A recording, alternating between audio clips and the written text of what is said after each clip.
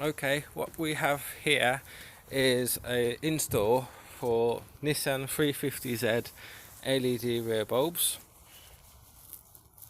So I think the 350Z indicators are quite poor, and I don't think that enough light gets out of this section here, and I find that people sort of go up my arse when I'm indicating, and they almost sort of didn't know I was indicating quite oddly, and then they sort of swerve around you, and it just looks terrible. So I'll put these on now.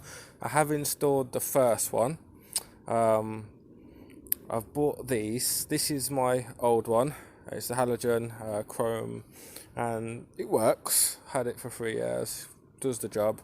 But I've since bought these. Let's get it out. And these ones are just so much better.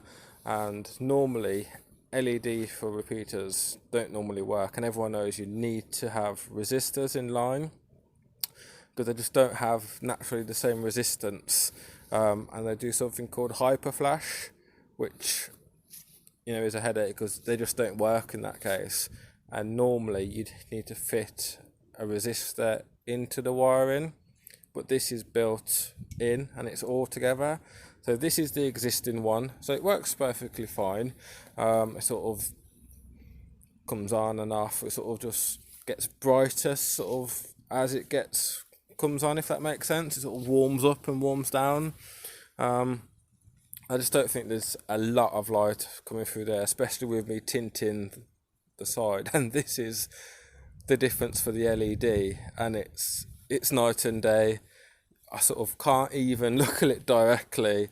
Maybe the lens is showing that, but to look at it directly low down would hurt my eyes. But it's sort of really sharp, and it's sort of on off without delay, whereas this one's, as you can see it's powering on and powering off and powering on and powering off, which everyone's used to with sort of the older style. But with cars going over to LED, these ones it's quick fire. It's on off on off on off. It's so much brighter as well. So what I'll do is I'll refit this lamp here, and what that will be is the reverse of how to take it off. So what needs to be is a single plug right here. I think it's a 4-pin, clicks on, has enough slack to not cause any bother. So you just sort of pop it in place. There are lugs here, and you just direct them in. They're not hidden, they're sort of quite clear to see. There's one at the top, one sort of halfway down, and they're just locators. They don't do a lot more than that. They just sort of keep it nice and snug, as into sort of where it should be. Your 10 mils across the top, they're the ones that sort of keep it down and in place and watertight and whatnot. So 3 10 mils, top, middle and bottom. I always like to sort of start them by hand. It's just good practice. Start them by hand, get a few turns on it, and you won't cross-thread it then. These don't need to be super tight. They're just holding plastic down essentially.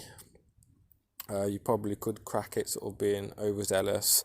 So again, start them by hand, get them going,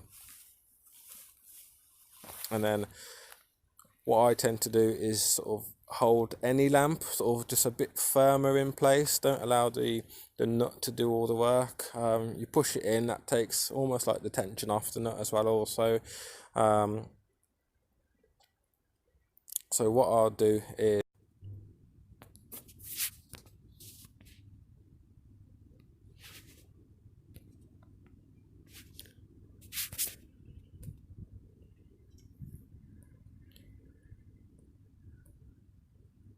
once you've done that with the 310 mils, these little plastic caps, you'd pop them on, and the way to get them off, what you just do, flathead screwdriver, there is a little gap and it's convenient towards you, get in there, pop, pop, pop, and they all come off.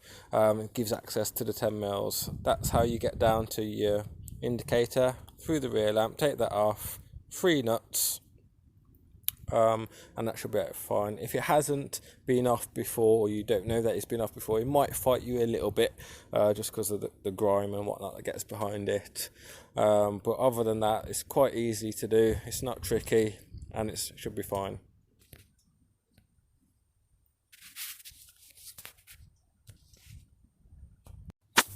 Hi everyone, thanks for watching. Apologies for the out of sync voice recording. Got a new camera, and I think I had my hand over the mic, or it weren't that good, and each time you'd sort of tap something with it by accident, it would just make an awful echo sort of sound, and that would be just so loud. It just sort of ruined a lot of the audio, because it was a fiddly job, and of course you doing it with one hand holding the camera, so you are tapping stuff and banging, and you're not sort of having a great audio then. So I've had to redo it. That's why it's slightly out of sync, but I hope you can sort of follow on, and it's well worth doing. Cheers, bye.